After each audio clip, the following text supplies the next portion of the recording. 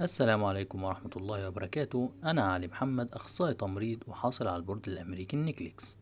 النهاردة هنتكلم في فيديو جديد من فيديوهات سلسلة الطريق لأمريكا من البداية عن الريتروجريشن أو تأخر الفيز. فلو أنت ممرض أو ممرضة وحلمك تشتغل في أمريكا، أكيد سمعت عن الريتروجريشن. بس يا ترى يعني إيه وهل ممكن ده يوقف حلمك؟ خليني أشرح لك الموضوع ببساطة. أول حاجة لازم نعرفها يعني إيه كلمة ريتروجريشن. دي معناها تراجع أو رجوع للخلف، ولكن في سياق الهجرة لأمريكا المقصود بها هنا هو تأخير في معالجة ملفات الهجرة بسبب وصول عدد الطلبات للسقف المحدد سنويا لكل بلد. معنى كده إن في كل بلد ليها فيز معينة، عدد معين من الفيز بتطلع. تمام، هي لو خلصت فخلاص كده هيحصل تأخير في عدد الفيز دياتي. تمام، وهو ده اللي حاصل حاليا في الريتروجريشن. ببساطة لما الطلبات بتزيد عن العدد المسموح بيه من الفيز للبلد دي، الحكومة الأمريكية بترجع لورا في مواعيد الأولوية اللي هي البرايورتي ديتس، وهنتكلم عن ده بالتفصيل. وده بيعمل تأخير كبير في إصدار الفيز دي حتى لو الشخص مخلص كل حاجة زي الإجراءات النيكليكس وغيره. هتيجي تقول لي إيه علاقتي كممرض بعد ما خلصت النيكليكس ومعايا عقد عمل، وهل الريتروجيشن ده هيأثر عليا إزاي؟ تمام، أنا هشرح لك. انت بعد نجاحك في النيكليكس ومعاك عرض عمل سواء من مستشفى في حالات الدايركت هاير او من خلال الايجنسي، زي مثلا انك تبقى ممرض شركة زي ما اتكلمنا في فيديو انواع الشركات. في الشركات بعد كده بتقدم لك او المستشفى بتقدم لك على ملف الهجرة، وده بعد ما تكمل اوراقك معاهم زي شهادة الميلاد وغيره بالانجليزي. بتكمل الاوراق وبيقدموا ليك على فيزة الهجرة اللي هي الاي بي سي لو انت مقدم عليها. بعدها بتاخد تاريخ الأولوية أو البريورتي ديت، وده عامل زي إنك بتاخد دور في صف كبير في طريق الهجرة. تمام، علشان لما يجي عليك الدور ده أو النشرة تيجي تبقى التاريخ بتاعك كرنت، تقدر تدخل مقابلة السفارة وبعدها تاخد الفيزا إن شاء الله وتسافر وتاخد الجرين كارد أو الإقامة الدايمة. معنى كده هتقولي هو انا لازم اقدم على فيزة الاي بي 3 الهجرة دي وافضل مستني الريتروجريشن اللي هيعطلني حوالي سنتين او اكتر على حسب الهجرة؟ ولا في اختيارات تاني؟ انا هقولك في كمان فيزا اسمها فيزا ال H1B او فيزا العمل المؤقت، ودي هنتكلم عنها في فيديو تاني ونعرف المميزات بتاعتها والعيوب وهكذا.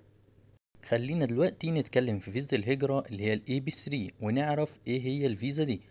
اولا اختصارها اسمها الامبلويمنت بيزد ثيرد بريفرنس، ودي فيزا هجرة بتأهلك للجرين كارد او الاقامة الدائمة وبعدها تحصل على الجنسية ان شاء الله.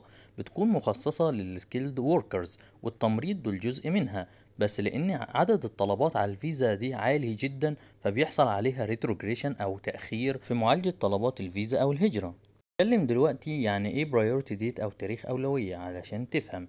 كل ملف هجرة بيبقى ليه تاريخ اول ما تقدمه وده اسمه تاريخ الاولوية، كأنك بتاخد دور في صف طويل عشان تدخل مقابلة السفارة.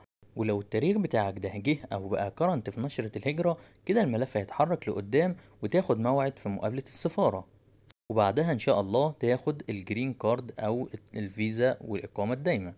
لكن طالما التاريخ بتاعك بتاع الأولوية داخل الريتروجريشن، كده بيحصل تأخير بالشهور وممكن سنين. فممكن واحد مخلص كل الإجراءات والآي 140 وده ملف الهجرة نفسه وبيكون متوافق على الملف ده، لكن ما يقدرش يكمل الإجراءات علشان التاريخ بتاعه لسه ما بقاش كرنت. هنتكلم دلوقتي بقى على مراحل فيزة الاي بي 3 ازاي بتعدي. اول حاجة انت بعد ما بتنجح في النيكليكس وبتاخد عرض عمل سواء من المستشفى او من الايجنسي لو انت ماشي مع كأنك ممرض شركة. تمام، المستشفى دي او الشركة بتقدم لك على حاجة اسمها اي 140 بيتيشن، ودي معاملة الهجرة وبتاخد بقى وقتها تاريخ اولوية.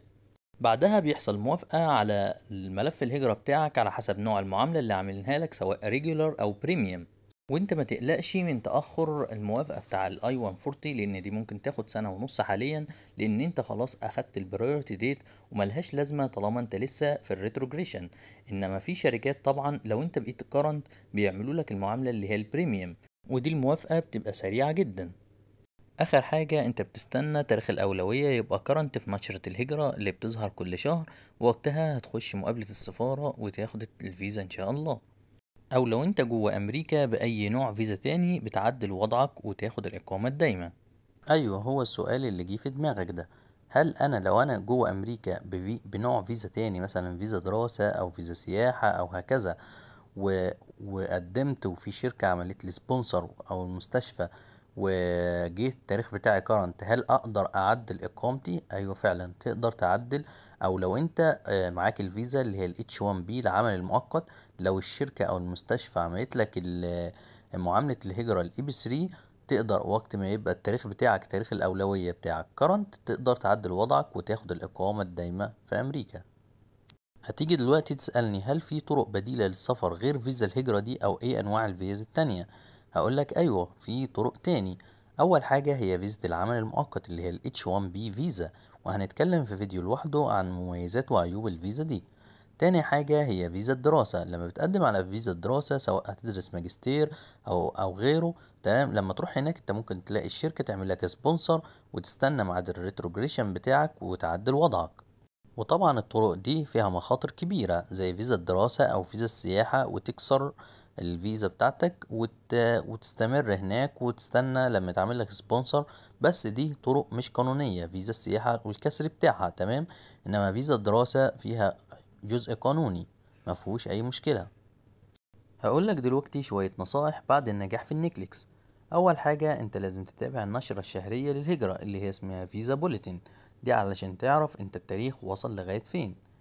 تاني حاجة استغل الفترة دي بتاع الريتروجريشن في إنك تكسب خبرات في الشغل بتاعك سواء أنت كنت في مصر أو في غيره.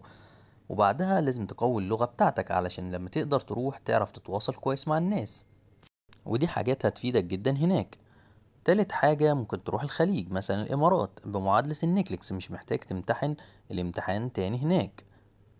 وفي طرق تانية زي إنك تروح كندا وهكذا، وهنتكلم في سلسلة لوحدها عن إزاي تروح كندا وإزاي تحول ترخيصك من أمريكا لكندا.